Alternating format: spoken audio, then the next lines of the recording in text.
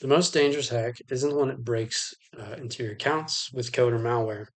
It's the one where you open the door to the hacker without even realizing it. This can be done through what's called social engineering. What I'm about to explain is just that, some common methods of attacks for social engineering, what social engineering is, and then the impacts that social engineering has on individuals as well as large companies. So, first, understand what it is, we need to dive into just that. And you need to know what it is before you see what the impacts are and the types of it.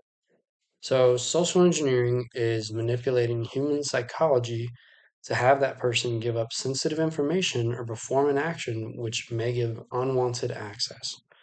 So, rather than exploiting technology, an attacker will use human vulnerabilities or things that we sympathize with and that can get to us to get into machines, whether it's giving you giving passwords up or you giving access to bank accounts, whatever the case. So first, I'm going to talk about kind of what types of social engineering there are, some common ones, just a couple. There's phishing, which is emails. There's smishing, which is text messages, just like the emails. And then there's vishing, which is voice calls. I'm going to talk about these because these are the three most common ones. And then we'll kind of talk about some behavioral triggers. So, some things that the attacker are going to use to try and get into your information, get through you. It's going to be urgency, fear, curiosity, scarcity, your helpfulness, and authority. I'm going to give an example, and it's just going to be going over a couple of these, but it's just to kind of give you an idea and also kind of see what social engineering is firsthand and what it looks like.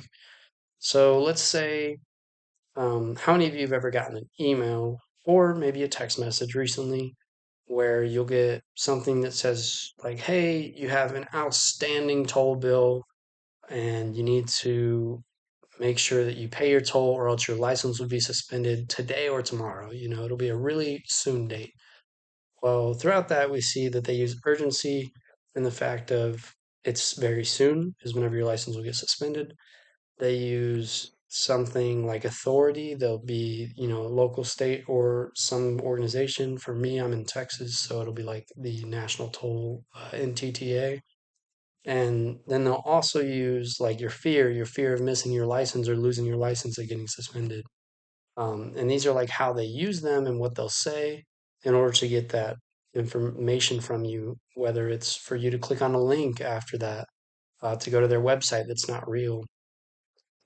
And then now we're going to talk about some of the impacts that these have, right? So some common impacts they'll have is like your stolen passwords. Like I said, you can click that link and it'll take you to a website and you'll input your data for what you believe is that website, but it'll be something else. And once you enter your data, it'll refresh you to the real website. And whenever you do that, they're capturing your username and password that you've entered. And now they have your information for whatever that website was, whether it's a bank or something else. To give an example, for that's for individuals, but for like large organizations, like Verizon has reported that over 62% of data breaches involve the human element, or in other words, social engineering.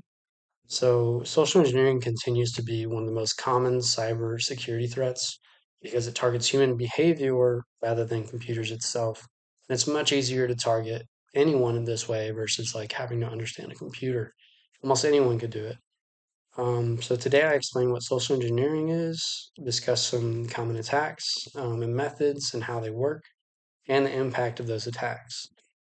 Um, I want to emphasize that it can be both individuals and organizations that are victims. And lastly, I'll leave you with this. Social engineers don't break in, they wait for you to invite them in. After today, I hope you never open the door without checking who's really behind it.